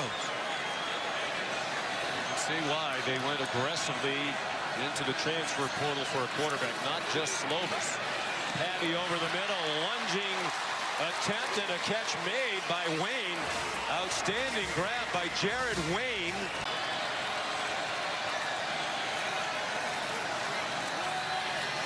Davis spins. He's short by about 1.5 yards. Vincent Davis tackled by Wesley Walker in his first year with Tennessee after the last 3 at Georgia Tech. He arrived in June. Here's the problem, 27-20. If you settle for a field goal, you're still down 4. So you'd still have to score a touchdown the next time you had an opportunity. So that's why you've got to try to capitalize with this field position and convert this fourth down. No question. Shaky field goal situation. Sputtering offense. They need to try to get 7 here. 5.5 to go. They're taking a lot of time as well. Pittsburgh has called timeout. And This is their Narduzzi first charge timeout uses his first timeout of this half with 5:29 to go.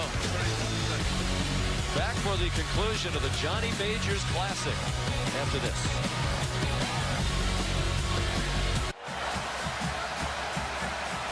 We're back in Pittsburgh for another big play in a game filled with them. Pat Narduzzi going for it on fourth down, about 1.5 yards from the Tennessee 30.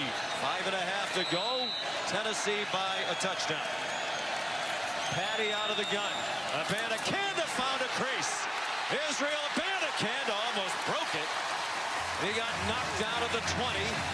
It's been a career day for Abanikanda, but the recent results weren't very good. His previous 5 runs went for a total of -3. Really nice job by the right guard, Cradle, number 53, in the center, Drexel. Big conversion for Pitt. 10-yard gain. Nowhere to go that time. Great penetration by the Vols to drop Abanikanda for a loss. Now, what's the difference, you say, between the fourth down run and that run? Tennessee thinking run all the way on that play. Fourth and a couple, they had to kind of play both. Run or pass, little play action, and they creased him for the first down. But on first down, Tennessee thinking run all the way. And another tackle behind the line of scrimmage to put Nick Patty in this offense behind the chains again.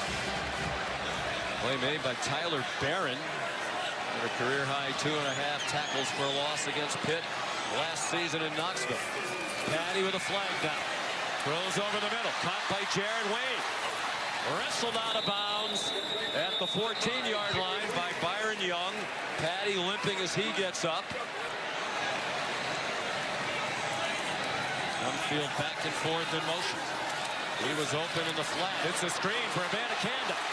Israel Abanikanda banged out of bounds. First and goal from the 6. Abanikanda to the 4. Wrestled down by Jalen McCullough, 4-year starter. Owen Drexel, their center, is the injured player now. And Nick Patty really gimpy on the handoff.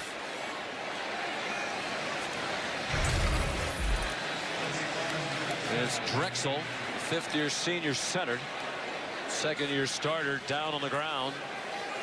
He's from Montclair, New Jersey. Terrence Moore is his backup. Well, and they're doing a good thing. Nick Patty getting some snaps right now from Terrence Moore, because the worst thing that can happen right now is a bobbled exchange between quarterback and center. Get a backup center in, get some snaps. He's going to be a little bit nervous, and what his blocking assignments are. First things first, and that is get the snap. Whether it's shotgun or under the center, first thing you got to do is secure the snap. Drexel still down. You wonder what it's like for Frank Cignetti Jr. right now. We mentioned it a couple times. His dad, the Hall of Fame football coach, Frank Cignetti Sr., passed away this morning. Frank Cignetti Jr. said there was never a question that he would call the plays today, but he has a very heavy heart. He and his dad were extremely close, and now he's trying to call plays without his full arsenal, without his starting quarterback, without really any threat of a passing game, or very little.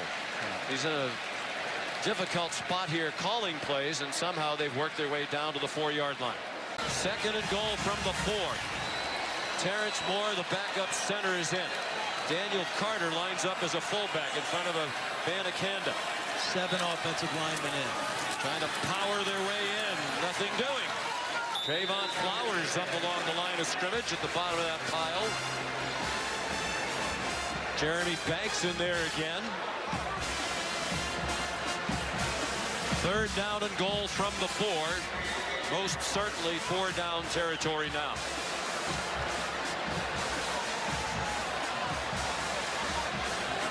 Set. Now you got 7 offensive linemen. These 2 guys on the end are offensive linemen, not tight end. And whistles. And I believe Josh Heupel called the timeout, because he was all the way down inside the 10-yard line on the far sideline. Tennessee has called timeout. There'll be a 30-second break. Please reset the game clock to 2 minutes, 36 seconds. 2-3-6. The play action fake if you wanted to out of this. That's what it is. Patty throws it to the back of the end zone over the head of Bartholomew, who was double covered. See, the problem is, with that formation, you have 2 eligible receivers. The back out of the backfield and the tight end Bartholomew. But when you wait till 3rd down to do that, Tennessee's thinking pass. You know, if you do that on 1st down, they're not as inclined to maybe think pass, but they were ready for it on 3rd, had both guys covered. Now a more traditional formation here on another 4th down play. Shauna, was a 4th and goal stop by the Pitt defense last year that really changed the game. A 4th and 1 from the 3. This game is mirrored last year's in a lot of ways. Yep. Pat Narduzzi, with the play clock running out, is going to use another timeout. That's been called by Pitt. It's 30 seconds in length. It's their 2nd. Can they find a way from the 4? The ball game down to this. Patty under pressure. Back in the end zone. Touchdown! Jared Wayne.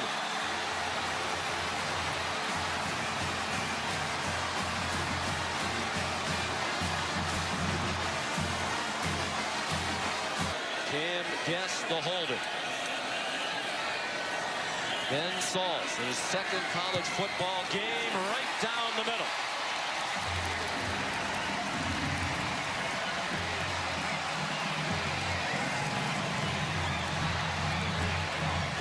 A gritty performance by Patty. Clearly, he's playing largely on one leg.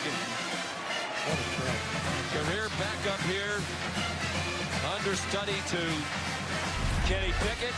Obviously, they felt like they needed a different starter to take Pickett's place. Brought in Keaton Slovis with Patty, the backup. They haven't done a lot in this half. But he's now 7 for 15 for 61 and a huge touchdown on 4th and goal. Well, if you're Tennessee now and Josh Heupel, Hendon Hooker, 2 minutes and 23 seconds. You've got 2 timeouts, and all you need is a field goal. And as a quarterback, I don't care if you're 24 or 14, these are the kind of moments you live for as a quarterback, to be in this position to try to lead your team down the field for a win. Josh Heupel knows what that was like. National championship winning quarterback at Oklahoma. This is all kinds of time with as fast as they play and with the timeouts. In a situation where, in all likelihood, a field goal would win it. They haven't been great on offense in the second half. And if you're Pittsburgh, you stick with what you've done forever, right? You have still to. playing That's single your coverage MO. out there. That's your MO. Daring them to throw it deep. Now, they will mix in some zone, right? They don't play all man-to-man, but they count on their pass rush to disrupt the play and prevent a quarterback from making accurate throws down the field. And Hendon Hooker does not turn it over. Now 163 straight pass attempts without an interception. Short set, short throw. With a good gainer on first down. Jalen Hyatt, the junior from Irmo, South Carolina.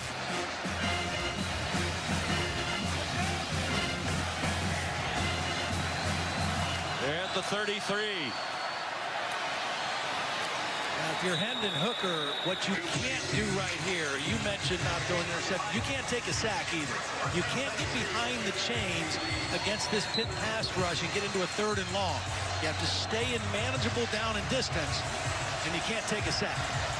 Need to get around the 35-yard line for Chase McGrath, who just kicked his longest field goal as a ball.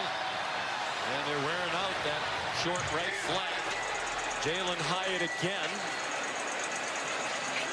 Again, still plenty of time. 1:53, 2 timeouts. Pitt's playing a little soft coverage, giving them that throw to the slot. Tennessee just taking. And a loss on the play. Hama Baldonado clothesline, Jabari Small. Boy, he closed down on that play quickly. Looked like Jabari Small was going to make the first down easily. And Baldonado got him behind the line of scrimmage.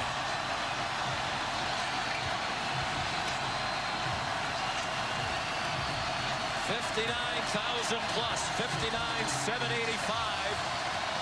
Making play noise. Most of the fans around this stadium on their feet. 3rd and 5 in a tie game. 1:17 to go. Hooker escapes.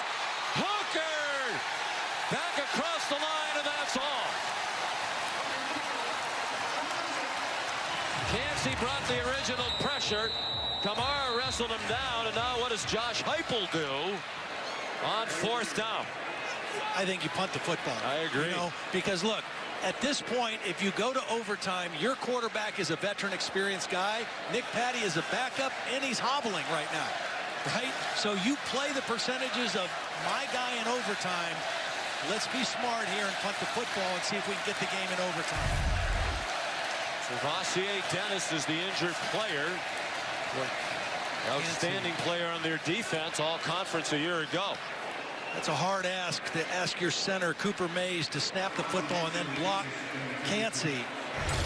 Yancey ran right by him to the quarterback and forced Hooker to leave the pocket. Panthers need to make sure they don't jump offside on 4th and 3. Paxton Brooks to punt. The block in the 3rd quarter, just the second he's had sent back. Donate Mumfield, the return man, back at the 10-yard line. Very little breeze. What little there is into the face of Paxton Brooks. They're going to let the play clock run all the way down. Pittsburgh not going to stop it. Again, Josh Heupel is thinking overtime right here. Let's just get this punt out and come up with a couple plays on defense. I can't imagine that Pat Narduzzi will be ultra aggressive here with under 30 seconds left in the ball game. He's going to play for overtime as well. Wasn't a very good punt, but they got a nice bounce. My other question would be, Todd, why snap it with 9 seconds to go? They're clearly running the clock down. Why not take it the rest of the way down? They kicked it, snapped it to the punter with 9 seconds. It doesn't matter now. This is almost certainly going to be a knee. Tennessee could stop it twice, but couldn't stop it after a third down play. You're very likely heading for overtime. There's one thing to remember. It is the backup center in the ball game. Even though it looks like they're going to take a knee, it's Terrence Moore, the center in for the starter, Owen Drexel. So they still have to get the snap. They do, and Tennessee make them snap it again. Doesn't appear that they will. Josh Heupel and Pat Narduzzi, both sons of college head coaches. Bill Narduzzi at Youngstown State, Ken Heupel at Northern State in South Dakota, where Josh grew up. They chose to be in this profession. Their stomachs must be active right now in Pittsburgh. Over to ESPN News. Sean, back to you. All right, it's already been a crazy day of college football, and the Johnny Majors Classic is heading to overtime here in Pittsburgh. Usually if you win the coin toss, you like to go Captain's on well defense played first. game. We're going to go to overtime. We'll do the same coin toss. Tennessee, you'll make the call. You'll have a choice of offense, defense, or which end of the field, whoever wins. You ready? Call it before I flip it. He's called heads. This is heads. This is tails. It is tails. You have won. You're going to defer. Which you're going to play down here. That scout, turn this way if you would, please.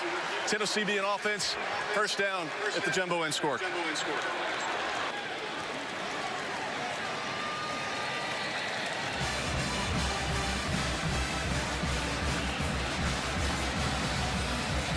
So here we go to overtime. Pittsburgh had an overtime game last year here against North Carolina, which they won on an interception that sealed it by M.J. Devonshire. That was on November 11th.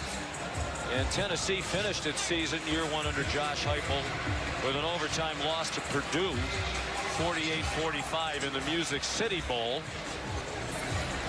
to finish at 7-6. Those who aren't familiar with the overtime rules in college, already have the coin toss. Each team gets one possession from the 25-yard line through the first two overtimes. Then you must go for a two-point conversion after a touchdown. Starting with the third overtime, it's just two-point plays. They try to prevent the game from going on and on and on and increasing the likelihood of injuries. So it'll be Tennessee first. And a rather stagnant second half, Todd, on offense for Hendon Hooker and company. They start with Jabari Small on the left hip of Hooker. Design run for Hendon Hooker. And a good one. 7-yard gain down to the 18-yard line. Stopped there by David Green. Good first play in the overtime. You want to get off to a good start. Again, negative plays have hurt both of these offenses here in the second half. That's a great way to start overtime for Tennessee. Dennis is on the field. That middle linebacker. A design run for Hooker again. Hendon Hooker, there's a flag down in the backfield. He's in the end zone for an 18-yard touchdown. But there's a flag down. Offense, My goodness. 10-yard penalty from the previous spot. Repeat second down. We got Gerald Mincy, the left tackle. And I don't think he needed to hold because I think Hooker was already outside the play when the penalty occurred. Watch 54 going to show up in the left of your screen. There's the hold. I'm not sure that John Morgan would have gotten to Hendon Hooker. Well, Mincy is a transfer from Florida. Made his first start at Tennessee a week ago. And after that great first down play, a costly penalty on second down and now second and long. He was a reserve at Florida the last 2 years. The only lineman they lost off their O-line last year's Cade Mays, the tackle, who was drafted by Carolina. A huge penalty. The 7th on Tennessee. They're back at the 28, still in field goal range. Hooker throws, end zone, touchdown! Cedric Tillman just bodied up, established position, and it dropped right into his lap with Devin Shire in coverage. Well, and it was also a job by Hendon Hooker not to panic and leave the pocket. He just climbed the pocket. Watch Hendon Hooker. He doesn't have anything right away. But instead of going outside, he just climbs up in the pocket, and then he sees his big receiver bodied up and gives him a chance to make a play.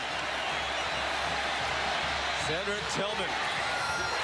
Devin Shire riding him most of the way. Devin Shire could never get in front. Tillman used that 6'3", 215 and Chase McGrath adds the extra point. So a 7-point lead for Tennessee. And now Pitt must score a touchdown and add the extra point to extend the game. And the question is, who's going to play quarterback for Pitt on their overtime possession? It's Patty. He has the helmet on. Looking at his play sheet on his wristband. Cedric Tillman, 1 catch for 20 yards a year ago in Knoxville against Pitt. Today, 9 catches, 162 yards, and that touchdown in overtime. There could have been bigger, a couple off his hands. Right. But he is a stud at wide receiver. Jared Wayne made the play when they needed it at the end of regulation to tie the game. They're going to spread 3 receivers to the right of Patty, Abanikanda, the running back, with a career-high 155. And they're ready for him. They weren't fooled by the spread. Aaron Beasley dropped him for a loss. Perfect timing by Beasley. He was coming from the backside linebacker on a run blitz. A lot of times you think you only blitz guys against the pass. Tennessee is run blitzing now on first down because they're anticipating that Pitt's going to throw or run on first down the majority of the time. Nick Patty, the backup quarterback. 5th-year senior, only 2 career starts. Came in to start the second half when Slovis could not continue. Under pressure, gets it off, and it is caught. Wound up as a back shoulder throw to Jared Wayne. Inbounds, 8-yard line, 1st and goal. Tyler Barron with immediate heat on Patty. And again, Patty just drifts to his left enough to give himself space, and then the back shoulder throw to the most dependable receiver today was the foot down. Looked like the heel might have been on the sideline. After video review, the ruling is an incomplete pass. The receiver's toe came down inbounds and the heel was out of bounds in one motion. It'll be 3rd down from the 28-yard line.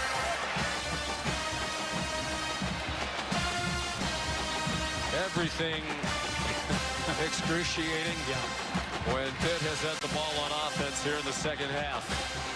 They managed to get to overtime. They need to do a lot of work now. 3rd down and 13. 4-down territory for sure. Nick Patty, because of that, he's got to be thinking at least half the yardage here on this 3rd down play. Give yourself a chance on 4th. They're just 4 out of 15 on 3rd down of the game. He moves and throws short of the 1st down, but to your point, Todd, they got it to be much more makeable, about 5.5 after the catch by Means. 4th down, and they spot the ball right on the 20, so they need 5 to keep the game going. The guy who has been Mr. Dependable for Frank Cignetti's offense, whichever quarterback is playing, has been Jeremy Wayne. Jared Wayne, he's the guy, number 5, the big-bodied receiver. It looks like he's going to be in the slot at the top. Frank Cignetti's called a lot of plays in his life. I doubt there are more that have been meaningful, more meaningful than this for him. Over the middle. Wow, what a throw. Slant, a beautiful pass by Patty.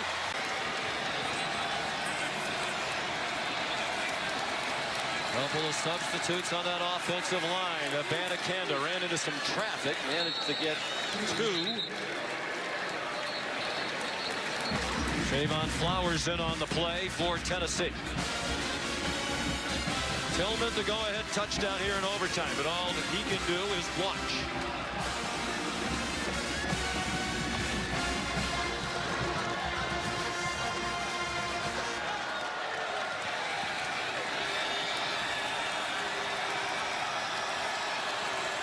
Extra offensive lineman in there again, Ryan Jacoby.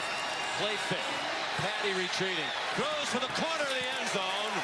Out of bounds. Wasn't catchable for Mumfield. A throwaway by Patty with Tyler Barron bringing pressure yet again. He's been terrific down the stretch. The junior from Knoxville. I've been impressed with Tennessee's defense. I mean, we knew Pitt's defense, what they're all about. A lot of veteran guys. Tennessee's defense needed to take a big step up this season. I'm impressed by their athleticism, and I think they've played, even though they've given up 27 points, they've played much better than they did at most times last year. 2 plays to get 8 yards. Abanikanda whiffed on the block, and Patty goes down way back at the 27-yard line. They brought a blitz with Trayvon Flowers. And it looked like Abanikanda didn't know what he was supposed to do. Well, what the back has to do is you have to abort the fake. If you're the back and you're supposed to fake and you see a safety blitz, you have to forget the fake and pick up the safety. It's too late if you try to make the fake and then go get the block. Nick Patty can't even throw the football away. And now it's 4th and forever. They spotted it back on the 21-yard line. So here it is. 4th and goal from the 21. You have the back staying in to protect, right? And you want to, you want to sell the fake, but once you see that blitz, you can't fake. You got to get rid of the fake and just go pick up your man and give your quarterback a chance. They brought a lot of pressure today as Tim Banks. Give him credit. There have been a lot of men running free against a veteran offensive line.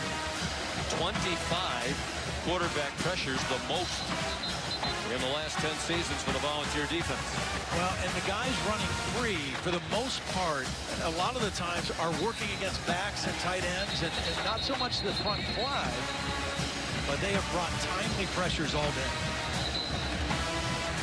They want to take the next step. They need to be better on defense. They surprised many when they won 7th last year.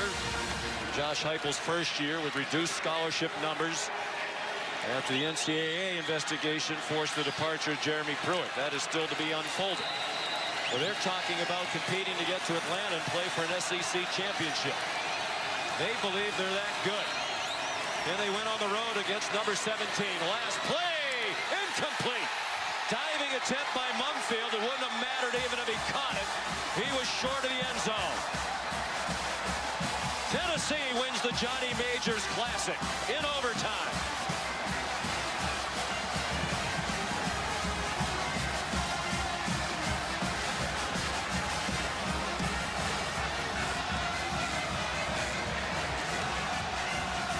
And you said it, Todd, overtime favored Tennessee. More playmakers on the offensive side of the ball, including that terrific quarterback, Hendon Hooker. Here's Molly. A back-and-forth battle that went into overtime. What kind of poise did you see from Hendon Hooker? How about that effort from our defense, man? Third quarter offensively, we didn't do anything, man. Dominant performance from them for most of the second half. We said we had to come in here and compete for 60 minutes. It's a good football team. And, man, our kids did it at the very end.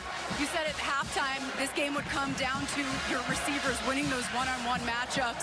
What was the plan for that Cedric Tillman touchdown? We didn't win many in the third quarter. We won the one in overtime. Those guys just continuing to compete, man, and battle and fight. And just, from where we took over and how we've grown as a football program, learning how to compete. It ain't ever going to be perfect, man. There's a lot of things we're going to learn from, but, man, what a victory for this program. Yeah, this time last year, this game didn't go your way. It's obviously emotional for you, this win. What are you feeling right now? The growth of our program, our guys, and there's a lot of things that we got to get corrected coming out of this one, but, man, the fight, the strain, the ability to compete for 60 minutes, man. Offense, defense, special teams. What the defense did in the second half is special, man. That's a big-time effort. Thank you, Coach. Congratulations. Thank you. Well, he said we says that yesterday, we are rolling. That is the word he used. And they rolled a victory here. Plenty of orange-clad fans made the trip to support them in their first game ever in the state of Pennsylvania, the first in the Northeast since 1998. What a game. Tennessee a winner in overtime, 34-27. For Molly McGrath, Todd Blackledge, our great crew led by Josh Hoffman and Scott Johnson. Sean McDonough, so long from Pittsburgh. Rest in peace, Frank Signetti Sr. Back to the studio.